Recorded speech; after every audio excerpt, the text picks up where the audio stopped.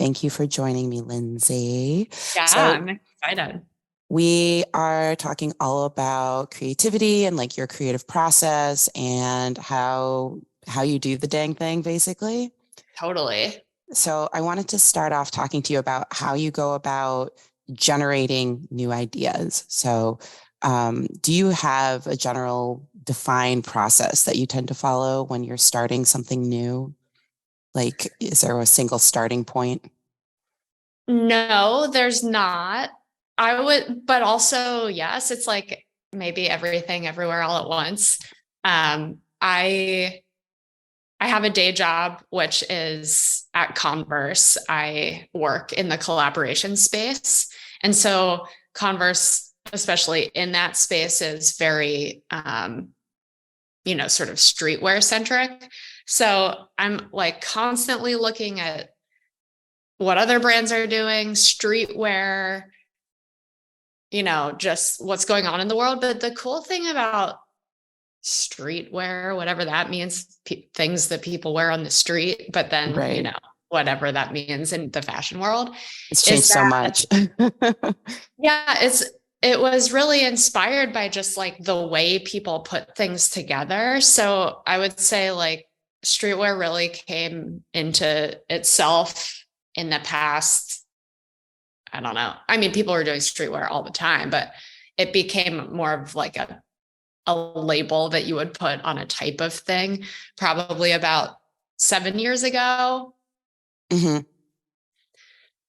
12 years ago is probably like really when it began, but it became Yeah, more. but like becoming like that solidified thing that we know it for now, for sure. I would totally Yeah. agree. Yeah. But it was just what people were wearing on the street because at the time, fashion brands were doing like matching sets, everything, hmm like similar fabrics on all stuff. And so streetwear was really about mixing and matching and like, what real people wear. So I would say that I'm not like inspired by streetwear, but hmm I love what streetwear does, which is like reference things and then flip it. So I would say that my creative process is really like, see what's going on in the world and then sort of respond and do like a slight flip of it and make it maybe a little more fun or funny. Sometimes it's like kind of, it can be very serious. Like I take it very seriously, but I also want, you know, I Well, want people to have fun. yeah, that's what I love about like your work too, is that you can like really feel that fun. Cause like you said, like you clearly take it seriously. Like you make beautiful things, but there's like a humor to it, which I really admire. Um, oh my gosh, what was I going to say? Oh yeah. So what you're saying, you see something and you kind of like remix it. I feel like I work very much in a similar way, and I'm dying because I can't remember where I read this, but I was reading some article and they were talking about like this exact thing where it's like your value as an artist is really being able to like see something and see like a value in it and then like recontextualizing. And like that's what I'm hearing from you, is that you're huge on like remix, retext contextualizing. Yeah. And then when you mix in like the cool things that knitting does, that's where I think it really pops because, like, for example, I think maybe my most popular pattern is the eyeball sweater, which is really cool. I love that that's my most popular pattern because it's So also cute. like not the most easy. I mean, I think it's easy to wear, but it's a little wild. Yeah. Um, that sweater really came out of like playing with the idea of wanting to do color work, but not wanting to do certain things. Like I didn't really want to be doing intarsia to make the eye. Like it was really fun for me to have the texture of it. So and if let's pretend that it were a sweatshirt, which I believe that Kenzo did knock me off and then made it into a sweatshirt, it's just not as good because the knitting is what makes it so cool.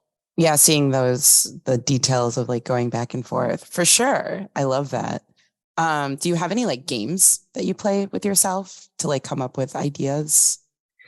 That's a really fun question. I don't know if I play games with myself, but I do draw, but I hate how I draw.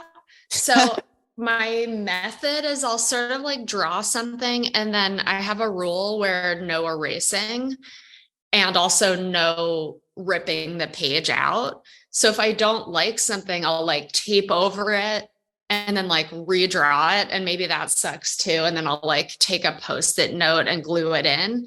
And then that process of sort of taking my hand out of it with collage really sings to me. And it also makes then the sketch a little more tactile, like knitting. And so I guess that in a way is a game. Yeah, no, that's like a really fun game. I haven't heard of anybody doing that before, and I really like that. And I kind of want to try it now. You 'Cause I should try haven't, it, especially if you hate how you draw. I'm like medium on drawing, but I feel like I've been out of drawing by hand for like in a regular way for a long time. So yeah, when I like get back to it, it's like, oh my gosh, it's so rusty and weird looking. Yeah, totally. And my day job is all the program Illustrator, Yeah, Adobe Illustrator. Yep. And that's great for what I use it for, but you can't really get like a really quick idea of it. And it has a style of its own, even though it's like a computer. Absolutely. Yeah, the way assisted. it's even when you use that pencil tool, right? And it just kind of Yeah, like evens everything out, makes everything so smooth. totally. So like even, I don't know, it's not I like to move quickly. I don't like to be too precious. I guess that's kind of weird because I both hate my drawing, so I'll like layer it on top of each other, but I also don't want to be too precious. I guess that's not precious because I'm just like, fuck that, paste it on or like whatever. Yeah. Yeah. No, That's I my like that process. too. I think, yeah, I'm totally with you. Like, especially if you're just getting like first ideas down, I totally prefer to do it by hand if I can, because Do you you know what I just can't. don't do? What? I really am not a big swatcher. Sure. I'll like make the gauge swatch in the pattern. And if I'm starting it and I hate it, I'll unravel. But Mhm. I've seen, like, for example, petite knits. Sometimes she has a photo of herself in front of her design wall, and it's just like literally thousands of tiny swatches. No. You see the yarn and you can like just picture it in your mind's eye. You're like, I'm done with that. Or like, I guess I feel like I know enough of what knitting does to not. I mean, like the eyeball, for example, it did take a few tries to get it to be what you want. the most eyeball-y. But in general, I'm not like, oh, let's explore what this shaping looks like. I already know what it's going to look like. Yeah, I feel like that's like one of those skills that people have a hard time articulating. But like, when did you feel like you achieved that? Like you could see in your mind's eye, like what you're making, or has that always just been something you were good at? I think it's something that I've been good at, but I will say that my garments aren't the like silhouette, the exterior line. I don't do like You do complex classic shapes for sure. Yes. I like menswear. I mean, I'm doing some more femme tank tops right now for summer, which I'm really enjoying. But in general, I like a really standard shape. So then it's really about playing with the stitches on Mhm. that shape. And that's easy for me to visualize. If I were doing something that was outside of my comfort zone and it really relied on drape, that would be like a fully different experience. And I would probably have to try some things. Yeah, a cowl, Degen cowl neck when? Yeah, Never. not soon. Yeah, that would actually look so weird to me. Is there like a part of the process like that you find particularly challenging? Maybe like a certain point in like finishing or like moving on from like one phase to the next?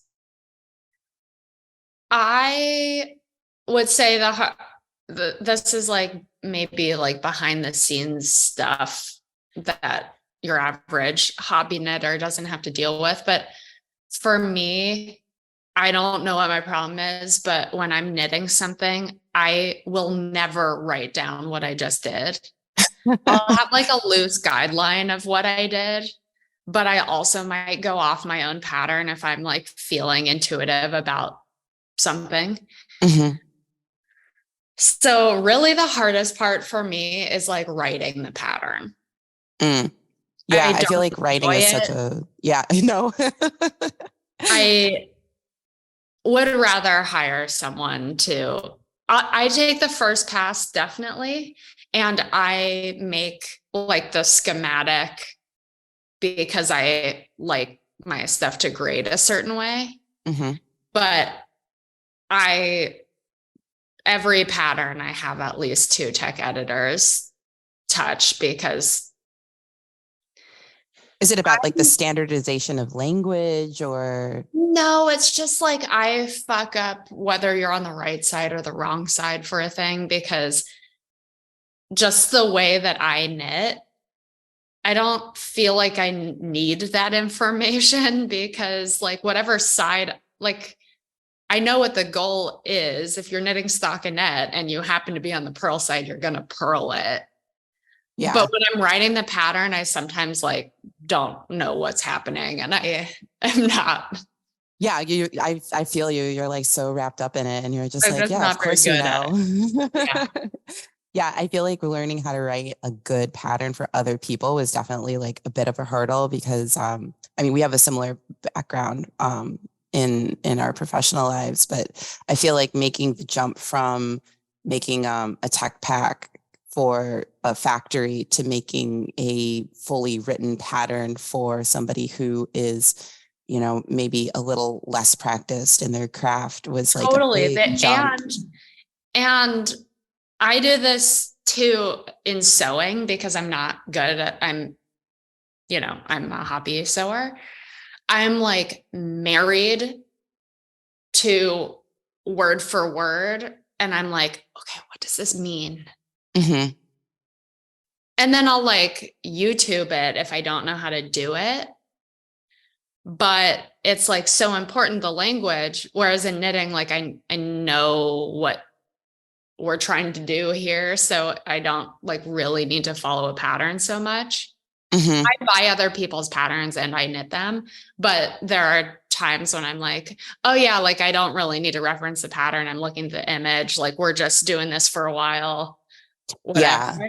Yeah, it's Yeah. like a full different experience when you're writing for someone who's like learning or like Exactly. afraid. It doesn't even mean a lot of people are insanely good knitters, but they don't like necessarily know that they have the confidence or they don't have the confidence to just, you know, execute. They really Yeah. rely on the pattern. Do you think that there's any like particular tricks to help people kind of overcome that afraid feeling? I would say don't do it on a shawl. Like, don't do it on a thing where there's like a yoke sweater. Don't do it on that. When there's like really specific ways that the whole thing needs to shape out, do it on something that has like more of a flat look. Can Hmm. be a sweater, but like, you know, a yoke sweater tends to have like a bunch of different increase points. Right. Yeah, that math and those relationships are really important. Right. Don't figure it out on that. Stay on pattern there. But if Hmm. you're gonna like be, I mean, even just if you're knitting the eyeball sweater and you decide that you want to like do one different color eyeball, you know, like it is, that's the streetwear thing. Like take it and flip it. Just Hmm. do something. Do something to make it your own. Yeah, I think I saw somebody was like making fun of people on TikTok who get like this, like just so like wrapped up and like I so know they're anxious really about like worried. following. Yeah, they're like, I'm making a pizza recipe. Can I put sausage on it? You didn't put sausage on yours, you know, like. Yeah, totally. Also, for me, my way of like not being married to a thing is to like fuck up and then not want to go fix it, but want to still have it look how I want to look. Mm-hmm. So you got to problem solve how you're going to do that. I mean, I'm not saying I don't unravel. I Yeah. fuck stuff if I'm not happy with it. But for example, if I'm like knitting a tank top and I knit like one side up a little further than the other, I Mm-hmm. think that's like where the beginning of my aesthetic sort of came from, because I would then like finish the side that was correct, but then I would intentionally knit another color on the short side to like call Make it up. out. Okay, cool. And so that's sort of, I think, the beginning of like the quirky, I don't really love that word, but the like quirkiness of my work was really like, I fucked up. And then I was like, actually, it'd be kind of cool if I, you know, not the plan, but I'll just knit this Yeah. other color right here and that'll look cool. Well, I think that's why your stuff comes across like so well. It's not that oh, you messed up and it just happened to like look good, but it's like you go out of your way to not try to obscure these things that didn't necessarily go to plan, but you're also like incorporating it in. Like you really do have like an additive process, which I think is like really important if you're going to be making anything, honestly. And I think it's really good too. I wanted to talk to you about how you collaborate with other people because you have a My number favorite of thing. different things. Yeah. So how do you go about choosing like a good collaborator?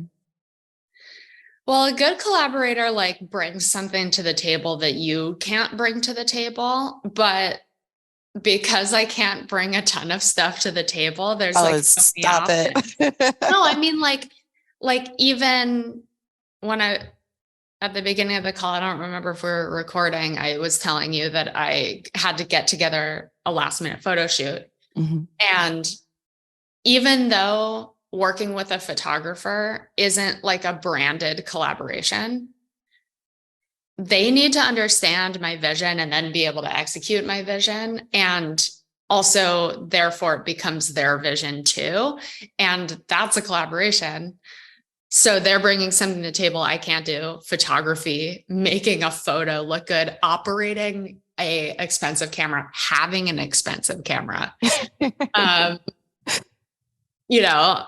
but Yeah. like in terms of more specific like brand collaborations, a straightforward one would be like working with a yarn company. But I love all craft, like high craft. I love it. So for me, this is something that I'm going to release in the middle of the summer probably, but it's like a true pleasure to reach out to an Instagram rando that you're just fully standing and be like, hey, I'm a knitwear line. You're a ceramicist. Yarn bowls are ugly. Would you want to make a cool one? Yeah. Like, Yeah. I love that. And also, I love that it doesn't always go how you want it to, which can be frustrating in the moment, but it always is going to turn out, maybe not always, but like it mostly, if you're really valuing what the person's bringing to the table, it's going to turn out better than you expected. It Yeah. might turn out different than you expected, but it usually turns out better. Yeah. Again, it's like all about riding that wave, right? Just Totally. kind of like, yeah, not trying to like fight it so much. Do you think, oh, go ahead. No, I was just going to say, love it. Um, what do you think, like, you don't have to give us specifics, call anybody out, but like, was there a particularly like hard collaboration that you like learned something from? Like what was like, I don't know, I maybe would this is a bad say, question. like, I mean, this isn't going to be like an earth shattering answer, but like any relationship, if there's not a good communication flow, some shit's going to get messed up. Mm-hmm. And that could be like payment terms, like, oh, you're collaborating, but like, what's the money split? Or it could be like, this yarn bowl actually doesn't function because I Mm-hmm. failed to tell you that it should have a slit, not a hole. Like, I mean, that didn't happen, but yeah, type of thing could happen. Or I guess like a recent example of something that could have gone bad but didn't was I worked with this jeweler who I love to make stitch markers. Brian, they're really cute. Yeah. He's incredible and I loved working with him. But I was so impressed because of the hinges on those things. They're so tiny and they're hinged and they work and they like snap together. It's amazing. I don't even understand how metal works, but so beautiful. But the first sample that he sent me of one of them, the thing that you poke through the knitting was like I'm not going to dive too deep in, but it was like on the side of the hinge that then made it hard to get through. And it was also like the widest part. So it didn't like poke through. I could have just been like, this is great. But instead I was like, I love how this is functioning and we could improve it by doing this, because he doesn't know knitting as well as I do, obviously. So again, it's like pushing where you can push and then being open to their creative expression. Exactly. So I know we're almost out of time here, but you mentioned before that, you know, this is not your full-time job, but you have a full-time job with Converse. So how do you go about trying to like balance worky work? I can't imagine what your calendar looks like. It's insane. Also, like, I'm just operating a 2-computer system over here. You got it. Just in case something like a fire drill arrives. I would say the key is finding your own balance. Everyone's balance looks different. And there was a time when I did my brand full time and I was younger, but I was sort of like lost in it. I was sadder than I am now because every low point was a direct reflection on me. Like, not even just like my design. It felt like, you know, you as a human. Yeah.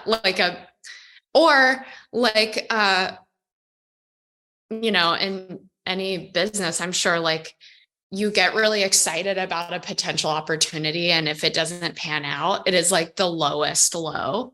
There were also the highest highs, but the roller coaster ride was like not good for me.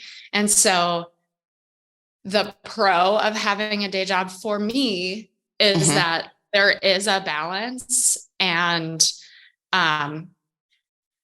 another pro for me is that I don't have to make anything I don't want to make.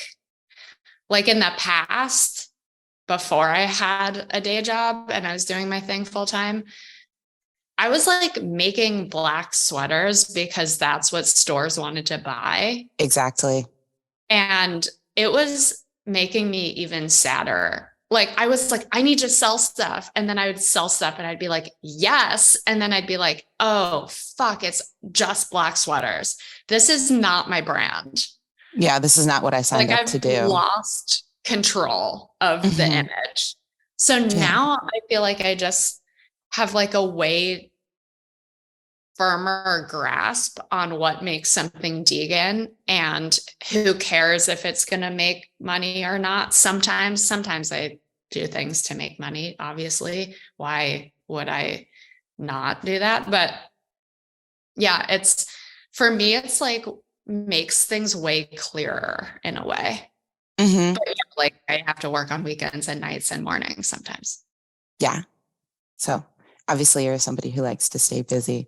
I'm so glad though that like this is something that's like working for you, because I feel like a lot of people come to creativity and to knitting or anything like that and feel like I either have to own my own business or I can't own my own business, or like, you know, if I'm going to sell my art, like that needs to be full time. Otherwise it's not real, you know? And it can be different things at different times. Like my current goal is to leave Converse and do my thing full time. Like I want to get back to that. Mhm. But when I was younger, my feeling is that now I would be able to maintain creative control without like getting lost. But when I was younger, I like was learning how to wholesale, was learning how to knit still, was learning what fashion industry it, like I Yeah, was learning so many things that I was like sort of lost. And so then having this job like really sort of balanced me out. I'm hoping that if I were to leave my job and do my thing full time, I would maybe be a little more set up for success. Um, definitely. 100%. so it Yeah. can be like, you don't have to like, there's gray area within the Yeah. thing. Like an ebb and flow, a season. Yeah. Yeah. Coming back around to stuff. Yeah. I love like what you're saying where you're like, oh, I have all this stuff like stacked on top because I remember shortly after I graduated, somebody was like, oh, do you want to like sell stuff here, blah, blah, blah. And I'm like, I do. But like thinking about learning all of the things that you were talking about and like what I would have to do to make it sustainable, to like make any sort of money to live on, I was like, I can't. I'm like Yeah. 23. Yeah. And Just like beyond also me good and for my you resources. because good for you because if it were me, I would have been like, yeah. And then I would have been like, oh shit, I got to figure this out. And then I like would have failed my way through it. But yeah, saying no. I let Saying myself no get is good. paralyzed by fear. So I'm sure there's like some sort of medium between the two of us. Yeah. But Yeah. And balance is the key. yeah. Well, thanks for taking the time to talk to me, Lindsay.